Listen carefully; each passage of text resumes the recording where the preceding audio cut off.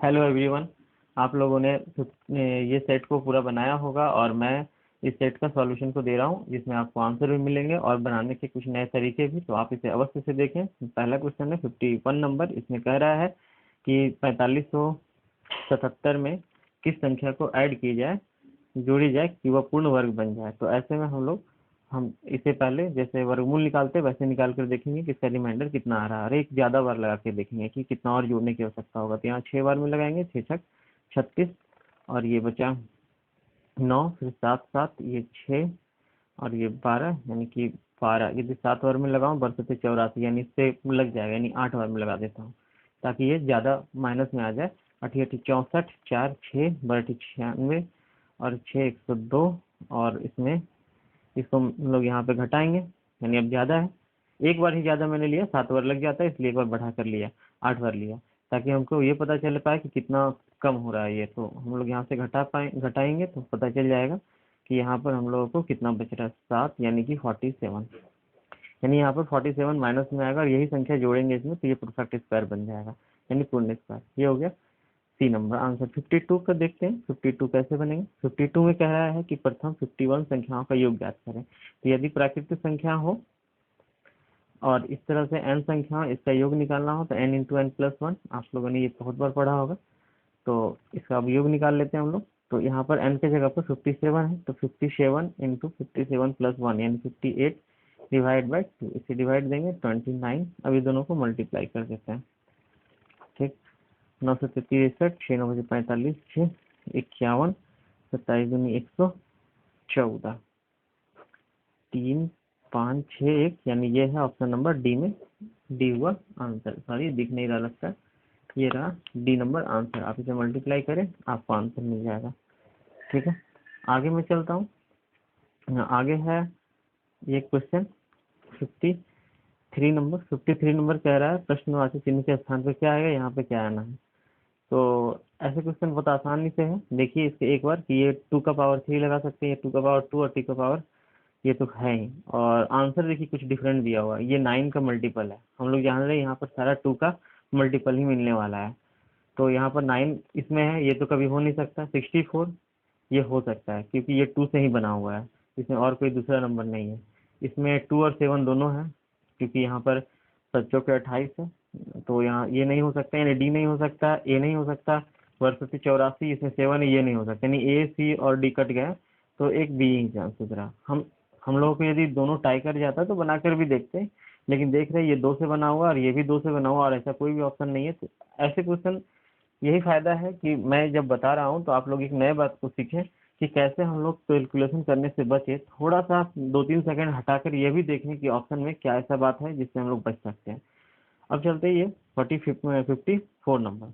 54 number में एक छोटा सा सिंप्लीफिकेशन है जिसमें ये दिया हुआ है 30 का, या वाट की जगह पे मैं परसेंटेज लगा दूँ। परसेंटेज को नीचे लिख सकते हैं 100।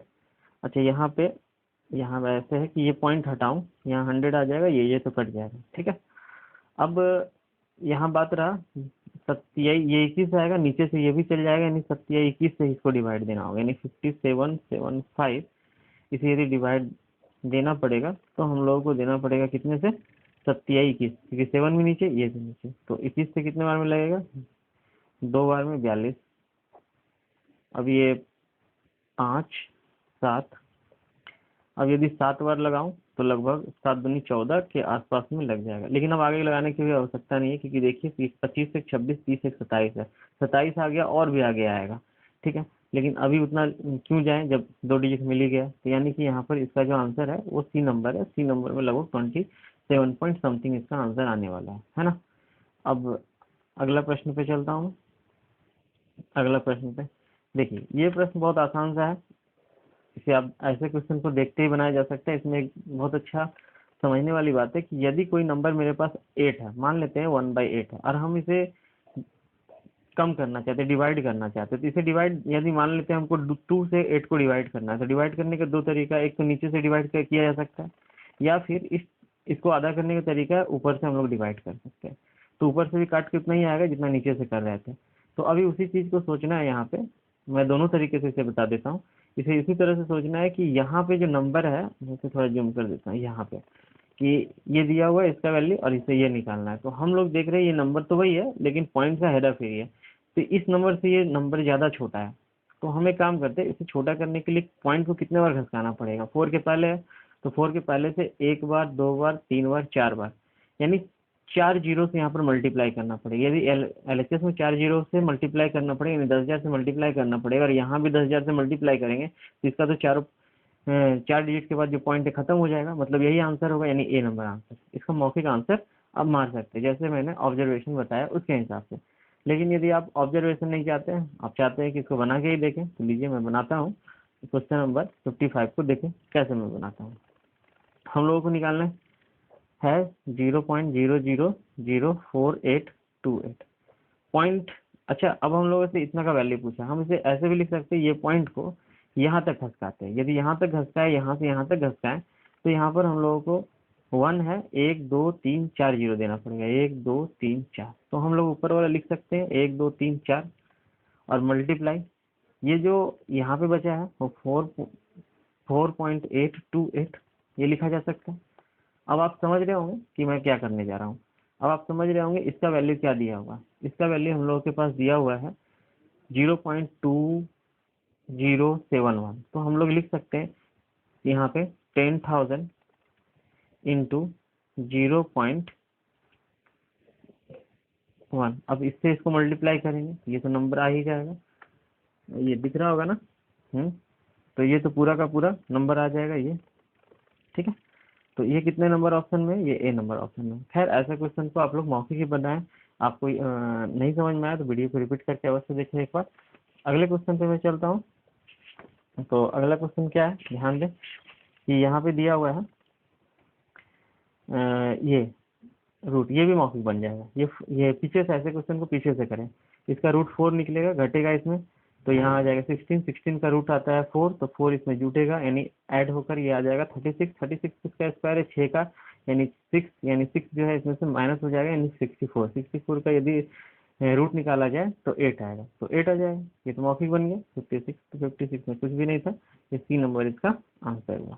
अब चलता हूँ मैं अगले प्रश्न पर। यह प्रश्न है 57 नंबर। इसमें क्या है, एक कक्षा में 80 विद्यार्थी हैं, चलिए अच्छी बात है 80 विद्यार्थी हैं। उसके बाद क्या है, उसके बाद बोलता है उनका औसत 54 है। अच्छा, इसका औसत जो है 54 है। यदि सफल विद्यार्थियों का यानी पास वाला का औसत अंक 55 है, ठीक, और असफल यानी कि फेल वाला का जो औसत है वो 30 है। चलिए अच्छा बात है। तो उन दोनों विद्यार्थियों का, उन विद्यार्थियों की संख्या ज्ञात करें जो फेल है। हम लोग को फेल वाले की संख्या निकालना है। अच्छा, एक काम करें, इसमें से हम लोग एलिगेशन लगा देते हैं। तो एलिगेशन में पता होगा आपको, इधर वाला से इधर वाला माइनस करते हैं, इधर से इधर में, बीच में कौन है हम लोग का 44 है। 44 है, ये हम लोग 55 में घटाएं तो यहाँ आ जाएगा 10, और इसमें से इसको माइनस किया जाए तो यहाँ आ जाएगा 15। ये कटेगा, कटकर हम लोगों के पास आ जाएगा 3 और 2, 3 और 2 यानी 5, कुल 5 वैल्यू हम लोग के पास। 5 यूनिट का वैल्यू कितना दे रखा है 80। यदि 5 यूनिट का 80 है तो 1 यूनिट का कितना होगा 16, यानी 1 यूनिट का 16 आ गया। हम लोग को कितना निकालना है फेल का 2 यूनिट है, यानी हम लोग 16 से गुना कर दे तो आ जाएगा 32, 32 नंबर बी नंबर में आंसर है, तो बी इसके आंसर है। हाँ, तो 58 नंबर क्वेश्चन। इस क्वेश्चन में एक परिवार के 5 सदस्यों का औसत आयु 22 वर्ष है। यदि सबसे छोटे सदस्य 5 वर्ष का है तो सबसे छोटे सदस्य के जन्म के समय परिवार का औसत आयु क्या थी। ऐसे क्वेश्चन को कई तरीकों से बनाया जा सकता है। तो चलिए सबसे पहले आसान तरीका को बताते हैं। यदि उसका औसत आयु 22 वर्ष है तो 22 इंटू यदि 5 कर दिया जाए तो 110 होगा। और उसके बाद यदि 5 वर्ष पहले की बात किया जाए तो पांचों सदस्य में यदि 5-5 साल घटा दिया जाए तो 25 वर्ष घट जाएगा। यदि 25 वर्ष घट जाएगा तो ये हो जाएगा 85। और उस समय लोग, जब वो जन्म ही नहीं लिया तो 4 ही बचे, तो 4 हुआ। और ये यदि डिवाइड किया जाए तो ये आ जाएगा। ये कितना नंबर ऑप्शन में, ये सी नंबर ऑप्शन में, ये सी हो गया। एक और तरीके से आप इसे सोच सकते थे कि 22 में से वो 5 गया तो ये बच गया आपका 17, और 17 यदि 5 लोगों के लिए था तो 17 पचे 85, लेकिन लोग तो 4 ही है तो 4, तो इसे डिवाइड करेंगे तो भी इतना ही आएगा। ये भी एक आंसर निकालने का तरीका, मतलब ये भी एक तरीका है, लेकिन आपको जिस भी तरीके से अच्छा लगे आप उसी तरीके को अपनाएं और उसी को फॉलो करें। चलिए मैं आगे की ओर चलता हूँ। 59 नंबर है ना। 59 नंबर में क्या है? 59 नंबर में है कि राधिका, शान्या, देविका किसी कार्य को लगभग 36 दिन 48 दिन और थोड़ा गंदा लिख दिया हूँ, मैं हिसाब से लिख देता हूँ। 36, 48, 72 और इसका एलसीएम हो गया 12 से कट रहा, वर्गांश 6 बढ़ती 36 बार में, और बर चौके 48 तो 4 बार, बर छक 72, तो यहाँ पर तो आ ही जाएगा जी। तो चलिए आगे चलता हूँ। ये 36 से यदि डिवाइड करें, वर्गांश 6 बढ़ती 36 तो 4 बचेगा। 48 से डिवाइड करें तो बर चौके 48 3 बचेगा। 12 से डिवाइड करें तो बर छक 72, तो यहाँ से 3 3 और 2 यानी यहाँ 2 बचेगा। अब तीनों से काम कराना है तो 4 3 7 2 9, तो 9 यानी ये जो है 3 डे का काम, ये 3 दिन का काम आया। 3 दिन का क्यों? क्योंकि एक एक दिन की मिलकर कर रहा है।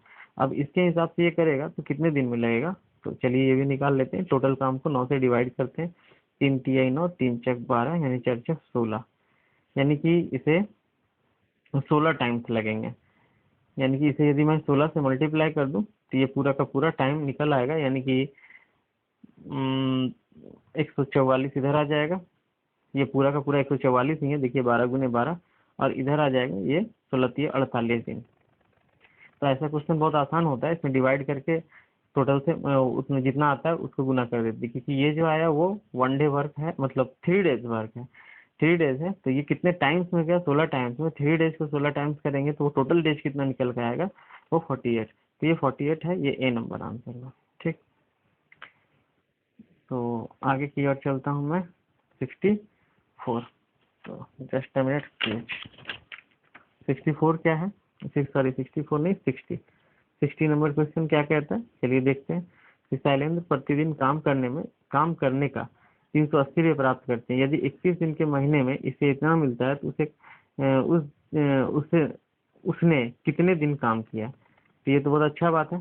चलिए, ये तो 31 दिन का महीना, एक दिन का काम करने का उसे कितना मिलता है, तो हम लोग को सिर्फ डिवाइड करना है। डिवाइड करने के बाद पता चल जाएगा। तो एक चीज है कि हम लोग यहाँ पर प्रतिदिन का दिया हुआ है, मतलब कि शैलेंद्र को प्रतिदिन काम करने का कितना मिलता है, 31 दिन के महीने में उसे मिलता है, तो उसने कितने दिन काम किए। तो कोई बात नहीं, इससे हम लोग इसको डिवाइड करेंगे तो कितना दिन मिलेगा ये पता चल जाएगा। तो यहाँ से ये 0 0 तो कट जाएगा। अब 8, अब देखिए यहाँ पर से हम लोग ऑप्शन से खेल सकते हैं, क्योंकि ऑप्शन सारे अलग अलग हैं। लास्ट डिजिट हम लोग जानते हैं कि यदि इससे और एक्चुअल वाला डे से मल्टीप्लाई करेंगे तो ये वाला टोटल आ जाएगा। तो हम सिर्फ लास्ट डिजिट को देख रहे हैं 8 को, कि 8 को यदि हम 1 से गुना करेंगे तो यहाँ पर 8 आएगा, क्योंकि 0 0 तो हमको काट ही दिए, तो 8 आएगा। तो यहाँ 4 है, ये तो हो नहीं सकता। अब 8 है, 8 को 2 से गुना करेंगे तो 8 दूनी 16, यहाँ 6 है नहीं। फिर 8 को हम लोग, ये भी हो नहीं सकता, तो 8 को अब 6 से गुना करेंगे, 8 छक 48, तो ये जो 48 आया मतलब लास्ट में 48 का 8 आया, ये भी नहीं हो सकता। अब यहाँ पर 8 तिहाई 24 यानी लास्ट में 4 है, तो ऐसे क्वेश्चन को बनाना ही नहीं था। इस क्वेश्चन को देखकर हम लोग कर देंगे डी, और यही आंसर हो जाएगा। ठीक है, आप समझे मैं क्या कह रहा हूँ? कि मैं कह रहा हूँ कि ये जो एक दिन का वेतन है और ये जो दिन है, वो दोनों का मल्टीप्लाई ही तो यही होगा। तो 0 तो 0 कैंसिल हो गया, ये मान के चलिए। लास्ट डिजिट जो आएगा ये दोनों के मल्टीप्लाई होने के बाद ही आएगा। तो मैंने सिर्फ लास्ट डिजिट चेक करके देख लिया, इसमें पहला दूसरा तीसरा ऑप्शन कट गया और डी नंबर आ गया। आप एक बार इसको रिपीट करें क्वेश्चन को और देखें, ये बहुत आसान क्वेश्चन था, बिना बनाए बन जाएगा ये। अब एक क्वेश्चन यहाँ पर 61 है। 61 में बोल रहे हैं 900 व्यक्तियों के लिए 72 दिन के लिए पर्याप्त भोजन था। ये था है नहीं था। 63 डेज के बाद इतना व्यक्ति और छोड़कर चले गए, तो बाकी बचा वो भोजन शेष व्यक्तियों के लिए कितने दिन चलेगा। तो अब एक चीज ध्यान से देखना है कि था जो 72 दिन का, लेकिन 3 डेज तो खाकर उड़ा दिया। तो यदि 63 को जब हम लोग 72 में माइनस करेंगे तो ये आ गया 9। तो अब जो है 900 व्यक्तियों का खाना हम लोग कह सकते हैं कि मात्र 9 दिनों के लिए बचा है, और इस खानों को चलाना है। 450 व्यक्ति छोड़कर चले गए तो 450 बचे, तो 450 व्यक्तियों द्वारा चलाया जाना है। तो इसे हम काटेंगे तो ये 2 बार में, और 9 दूनी 18 यानी 18 आएगा। 18 नंबर यानी डी नंबर ऑप्शन रहे इसका। फिर चलता हूँ मैं 62 में। साधारण ब्याज पर एक रकम 30 वर्षों में इतना गुनी हो जाती है। तो ये तो बहुत आसान सा क्वेश्चन है। 5 दूना 10 और 1 11, 11/2। यदि हो जाती है मतलब अमाउंट होता है। ऐसे दशा में यदि कोई गुना गुनी देता है, यानी कि ये जो है आपका पी है और ये जो है आपका अमाउंट है यानी मिश्रधन है, तो आप बताइए कि इंटरेस्ट कितना होगा। इंटरेस्ट ये दोनों का गैप होगा क्योंकि अमाउंट में ही पी घटाएंगे, तो इंटरेस्ट होगा इसका सिंपल इंटरेस्ट ये 9, ये 9 हो गया। अब हम लोगों को निकालना है ये कितने वर्षों में हो जाता है, तो 30 वर्षों में। तो ये 9 जो हो जाता है वो 30 वर्षों में हो जाता है, तो 30 से डिवाइड करके 1 डे, और इसका पी कितना है 2 गुने 100। आप सोच रहे होंगे ये कैसे मैंने किया, तो एक आपको ये भी पढ़े होंगे बचपन में, R is equal to I into 100 divided by P into T. बस इसी चीज को मैंने किया, आई को आई रख दिया, 100 को 100, यहाँ पे जो पी है वो 2 है, टी जो है वो 30 है। अब मैं इसे सॉल्व कर दूंगा, ये रेट निकल जाएगा। ये कट गया, ये 2 से कटेगा 5 बार में, 3 से कटा 3 बार में, पंक्ति आई 15, यानी 15% आंसर रहा। ये कितने नंबर ऑप्शन में है, ये बी नंबर। आप सिर्फ तरीका को देखें कि कैसे मैं इसे सिंप्लीफाई एकदम सिंपल वे में करता हूँ। यदि आप इतना अच्छे से सोच सकेंगे तो आप सिंपल वे में कैलकुलेशन को निकाल पाएंगे बिना ज्यादा फॉर्मूले को यूज किए। अब देखिए ये 63 नंबर में क्या कह रहा है कि एक निश्चित रकम निश्चित दर पर साधारण ब्याज में 4 वर्षों में इतना और 9 वर्षों में इतना हो जाता है, रकम एवं ब्याज की दर बताएं। चलिए सही है, तो सबसे पहले बड़ा वाला लेना चाहिए इसमें से 9।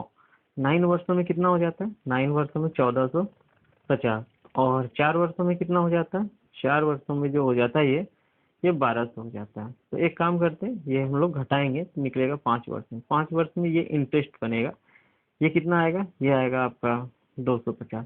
अब ये क्यों इंटरेस्ट आएगा ये आप समझे, क्योंकि ए प्लस ए जो है ये अमाउंट है, अमाउंट में प्रिंसिपल प्लस इंटरेस्ट है, प्रिंसिपल प्लस इंटरेस्ट 2 है।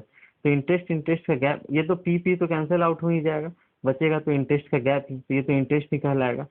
तो ये 5 वर्ष का इंटरेस्ट था, तो 5 वर्ष का इंटरेस्ट यदि ये है तो बताएं कि 1 वर्ष का इंटरेस्ट कितना होगा, तो आप बताएंगे 50 होगा। ठीक है, अब हम लोग यदि 4 वर्ष का इंटरेस्ट निकाल लेते हैं कि 4 वर्ष का इंटरेस्ट कितना होगा। 4 वर्ष का इंटरेस्ट होगा 50 गुने 4 यानी 200। ठीक है, अब यहाँ पर आप देख रहे होंगे यहाँ ये 1200 दिया हुआ, तो 1200 में यदि हम लोग 200 घटा देते, ये 200 माइनस कर देते तो 1000 बचेगा। तो ये 1000 क्या कहलाएगा, पी कहलाएगा। ऑप्शन डी दिया हुआ इसमें, डी तो आंसर हो गया, क्योंकि मैंने 4 साल का अमाउंट में 4 साल के इंटरेस्ट को, ये 4 साल का जो इंटरेस्ट है वो 200 रुपया माइनस कर दिया, तो इससे हम लोगों को निकल के आया पी, और ये मूलधन निकल गया। लेकिन यदि आपको आर भी निकालना हो, खैर ये तो निकल ही गया, तो आर निकालना हो तो आर का भी हम लोगों ने बात किया, आर कितना है 50। ये 50 कितने पे है, 1 वर्ष का ही ले रहा हूँ ताकि मुझे टाइम ना लिखना पड़े। ये 100 पे कितना निकलेगा, मतलब कि यदि ये तो सिंपल सा है, 1 2 3 5% ही निकलेगा, आप समझ पा रहे होंगे। ये जो रेट है वो 5% है। खैर ऑप्शन में 1000 देखकर ही मार देना था आंसर को, तो डी नंबर इसका आंसर हुआ। आप तरीका को देखें, मैं तरीका के साथ इसका पूरा वे को भी बताना चाहता हूँ। चलिए अगले प्रश्न पे चलता हूँ मैं। तो ये अगला क्वेश्चन क्या है कि साइन थीटा। ये क्वेश्चन यदि आप मेरा वीडियो देखे होंगे ट्रिग्नोमेट्री का, मैं शायद 6 या 7 वीडियो में इसको बताया हूँ, ऐसा वाला क्वेश्चन। तो आप देखें इसको 64 नंबर में कि ये साइन थीटा दिया हुआ है, और sine theta is equal to m square minus n square divide by m square plus n square. ये हम लोग कर सकते हैं कि ये p बाय h है, और ऐसे में हम लोग एक ट्राइंगल बना लेते हैं, और इस ट्राइंगल में हम लोग क्या करेंगे कि इस ट्राइंगल में हम लोग p के जगह पर रखेंगे इसको m square minus n square, h के स्क्वायर में जी।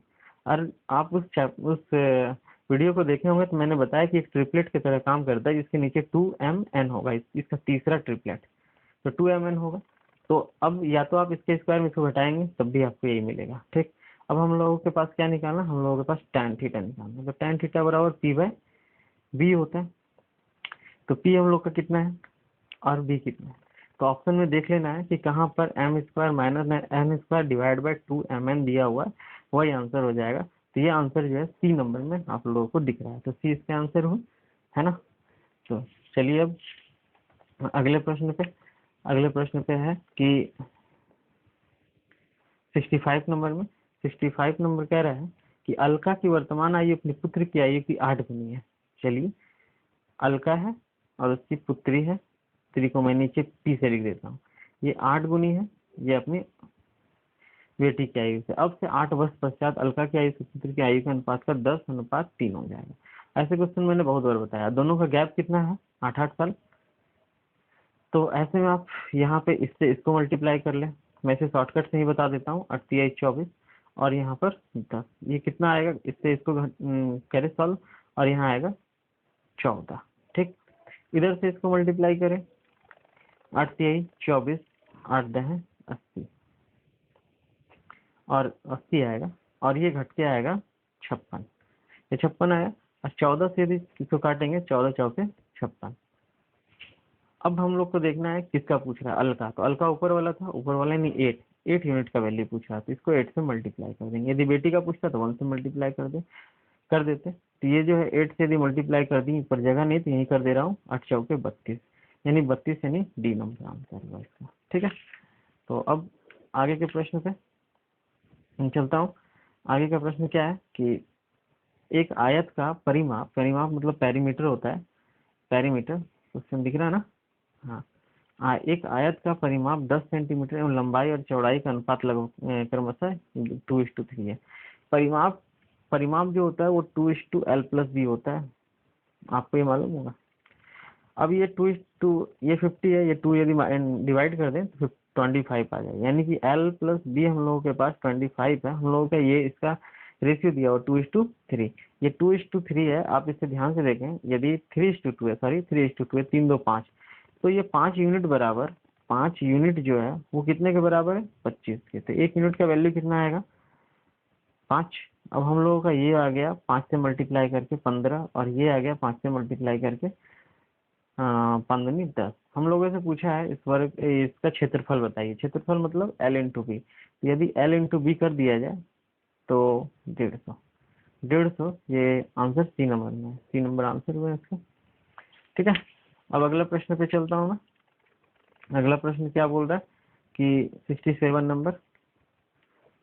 यदि 2 बंटन यानी 2 डेटा के माध्य जो है M1 और M2 और बारंबारता मतलब उसका फ्रीक्वेंसी जिसको हम लोग n बोलते हैं ऑर्डिनरी वे में n, F1 और F2 है, तो दोनों को मिलाकर माध्य क्या होगा? तो दोनों को पहले सम निकाल लेते हैं। हम लोगों को पता है कि यदि हम लोगों को सम निकालना होता है तो हम लोग क्या करते हैं कि एवरेज को हम लोग उसके नंबर से मल्टीप्लाई कर देते हैं। तो यहाँ पर एवरेज है M1 और उसका फ्रीक्वेंसी है M2।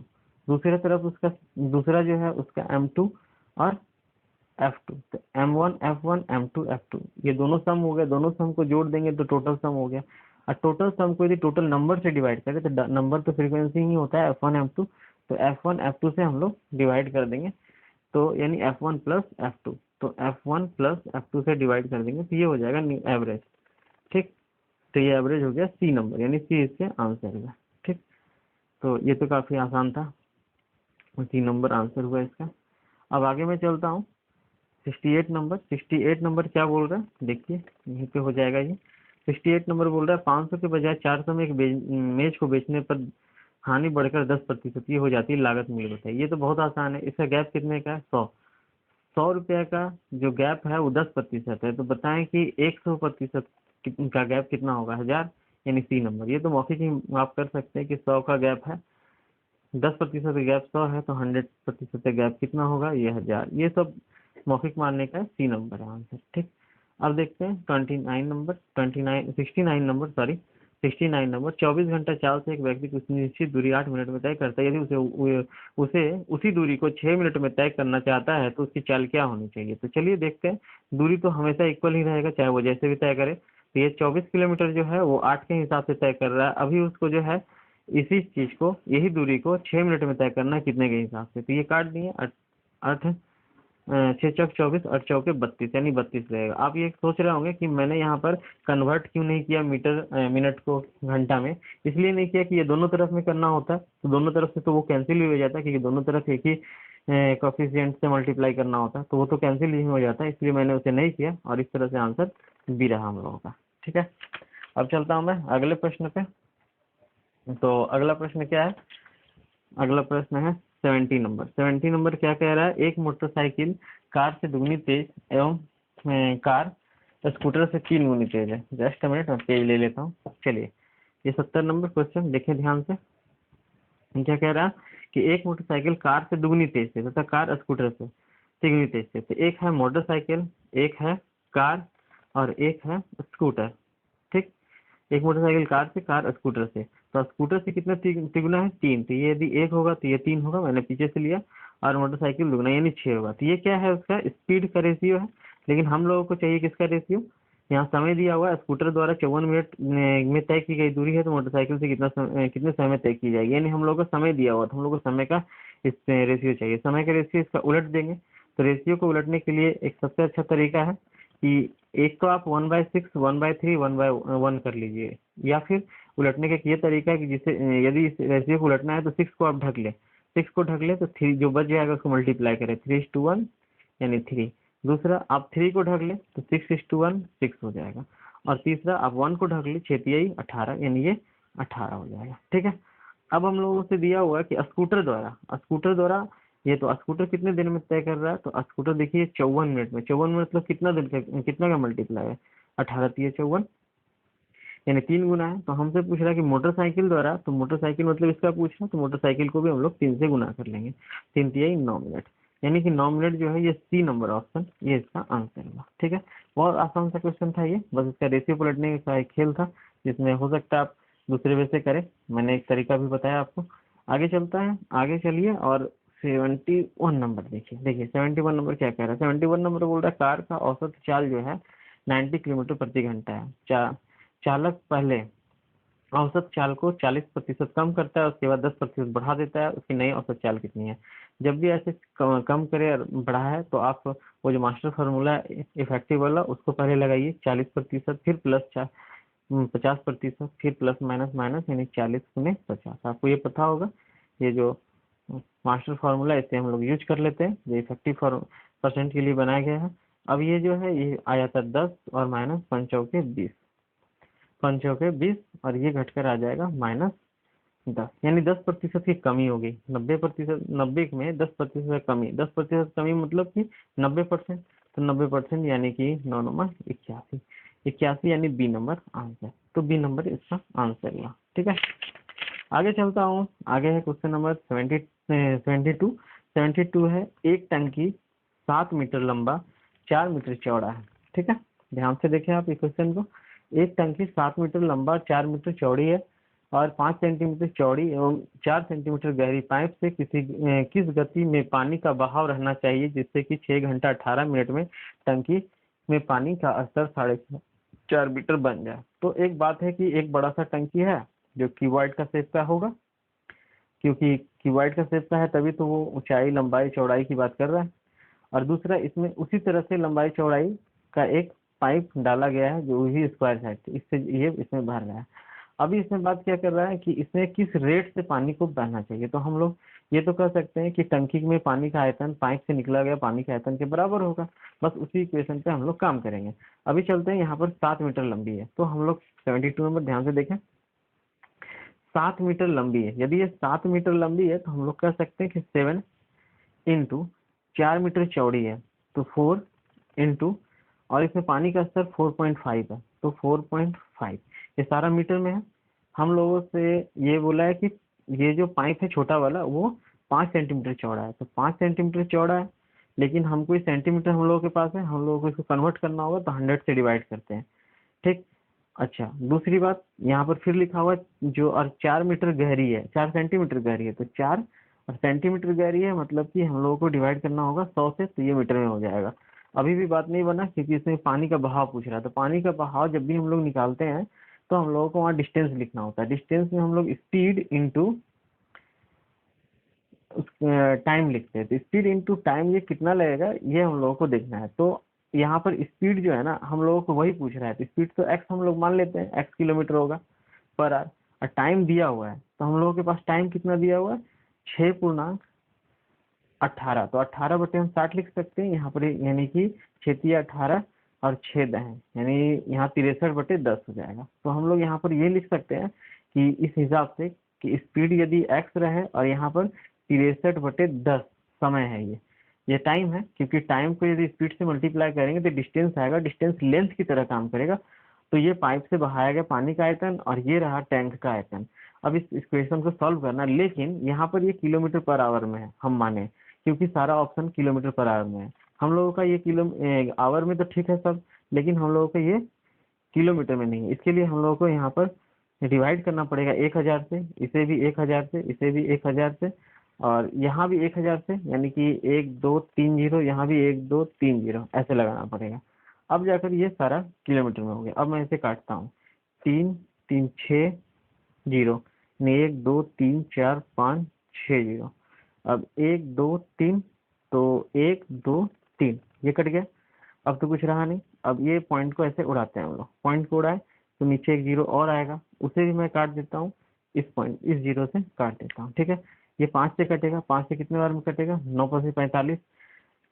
अब हम लोगों के पास यहाँ पर 9 7 63, ये 63 कट जाएगा, 4 से 4 भी कट जाएंगे। ठीक है, तो इधर सारा कुछ कट गया, यहाँ x है नीचे में, इधर 1 बचा, इधर बचा x/10, यानी x इज इक्वल टू कितना 10। तो आप देखिए ये जो सेटअप है, इस सेटअप को मैंने कैसे किया, इसमें भी मैं नीचे वाला स्किप कर देता, यदि थोड़ा सा ध्यान रखता तो स्किप करके काम कर सकता था, सिर्फ मुझे एक बार लिखना होता, लेकिन मुझे दिखाना था तो मैंने पूरा आपको करके दिखाया कि इतना लंबा क्वेश्चन को एक लाइन में आप कैसे लिखें। आप इसे तेजी से करेंगे तो बहुत आसानी से बन जाएगा। आगे के प्रश्नों पे मैं चलता हूँ, आपको ये क्वेश्चन नहीं समझ में आया होगा तो आप इसे रिपीट जरूर करके देखें एक बार। ठीक है, 73 नंबर, 73 नंबर क्वेश्चन क्या कह रहा है, ध्यान से देखें। जस्ट अ मिनट, मैं पेज ले लूँ।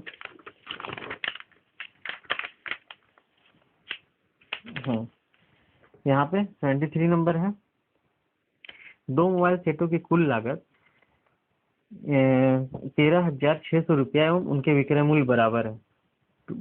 ठीक है, तो यानी ये जो है 73 नंबर, ध्यान से देखें, 13,600 है, और हो सकता है एक का x हो दूसरा का y हो, पता नहीं CP कितना है। और ऐसे में बोल रहा है कि 12% हानि, दूसरे में 18% की हानि है। चलिए मैं इसे शॉर्टकट में बताता हूँ। जब इस तरह से हो कि दोनों का विक्रय मूल्य बराबर हो, तो आपको ऐसा करना चाहिए कि जैसा एक का हानि दे रहा है, कितना का हानि दिख रहा है, ये 12 का हानि है, यानी कि 12% वाला एक तरफ मैं 18% वाला ले रहा हूँ। ध्यान से देखिएगा, यदि 12% का हानि है तो उसे मैं 88 में बेचूंगा, यदि 18% का हानि है तो उसे मैं 82 में बेचूंगा। ठीक है, अब इसे यदि काट लिया जाए तो ये हो जाएगा 44 और ये 41, इसे आप क्रॉस कर लें इस तरह से। ठीक, अब ऐसा क्यों करते हैं, आप एक इक्वेशन लिखेंगे तो समझ में आ जाएगा ऐसा क्यों करते हैं। मैं इसे शॉर्टकट से बता दे रहा हूँ, कभी और क्वेश्चन आएगा तो इसे दूसरे तरह से बनाऊंगा, तो आप उसे देखेंगे तो पता चल जाएगा ये क्यों कर रहा हूँ। तो अभी जो है ये इतने का अनुपात में, यानी ये आ जाएगा दोनों का 41, और यहाँ पर ये आ गया 85 यूनिट बराबर, 85 यूनिट जो है वो है हम लोगों का 13600 के बराबर। हम लोगों को निकालने कितने का है, देखिए 18% वाला, यानी 18 वाला का जो है वो 44 है। ठीक, तो इस 44 से हम लोगों को मल्टीप्लाई करना बस। अब चलिए काटना हूँ, मैं इसे 17 से काटूंगा, तो 17 25 85, और 17 8 ये 8 5 से काट दूंगा, 5 से ये कट जाएगा आपका 16 160, 14 चौके 56, 5 और 16 चौक 64, सॉरी 16 चौक 64, 6 और ये 70 1 0, ये आ गया हम लोगों का एक नंबर। ये एकदम बिल्कुल आसान सा है, आप तरीका को सीखें। और यदि ये आपको तरीका नहीं समझ में आया तो आप एक ये भी कर सकते हैं कि एक का x मान लीजिए और दूसरा का y मान लीजिए, और इसका जो है 88% में तो 88%, और इसका जो है ये 82% है, यानी 82% दोनों का विक्रय मूल्य बराबर है। अब क्या होगा, प्रतिशत से प्रतिशत cancel out, x/y is equal to 82/88। फिर आप काट के वही रेशियो पे आ जाएंगे, 41/44।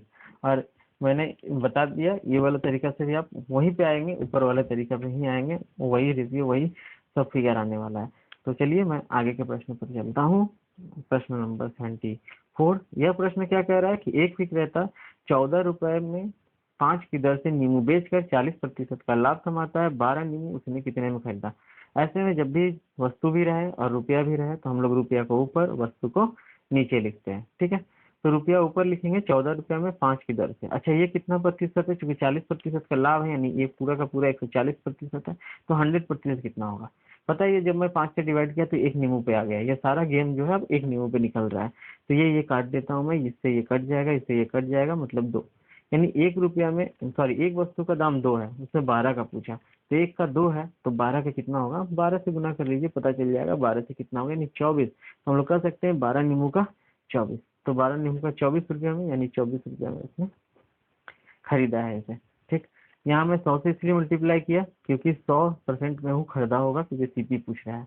आप यदि सीपीएससी के बारे में जानते होंगे तो आप इस चीज को समझ पा रहे होंगे कि ये क्यों किया गया। आगे चलता हूँ, अंतिम क्वेश्चन आज का 75 नंबर क्या कह रहा है। इसमें क्वेश्चन यह है कि एक घनाभ का आयतन 3840 है, यदि घनाभ की लंबाई एवं चौड़ाई 20 है तो घनाभ की ऊंचाई क्या है। बहुत आसान सा क्वेश्चन है। घनाभ का जो आयतन होता है L into B into H होता है, तो L यह 20, 16 और एक जो H हम लोगों को निकालनी है। चलिए ये तो ये कट जाएगा, ठीक है। अब 16 दूनी 32 से, अच्छा इसे 16 इसे हम काट ही देता हूँ, ये हो जाएगा 192। 16 से काटता हूँ, 16 एकम 16, 16 दूनी 32, यानी कि H जो आ रहा है वो 12 आ रहा है, 12 सेंटीमीटर। ये कितना नंबर ऑप्शन है, ये बी नंबर ऑप्शन है, ये भी। तो इसमें बहुत सारा जगह पे मैंने इसे लंबा करके बना दिया है, फिर भी वो इसीलिए ताकि ये समझ में आए, लेकिन इसे बनाया जाता तो बहुत आसानी से बन जाता। तो आप लोग इसे खुद से देखें कि आपका खुद का जो सॉल्यूशन का तरीका है और मेरे सॉल्यूशन का तरीका, उसमें कहाँ आप लोगों को सीखने का मौका मिला। कि हर कोई जब कोई क्वेश्चन पेपर को बनाता है तो उसमें कुछ न कुछ सीखने का तरीका अलग मिल ही जाता है। तो आप इससे जरूर सीखे होंगे, उम्मीद है। Thank you for watching. अगला सेट मैं जल्द ही डालूंगा, आप उससे भी सॉल्यूशन करें और देखिए बताएं। Thank you for watching.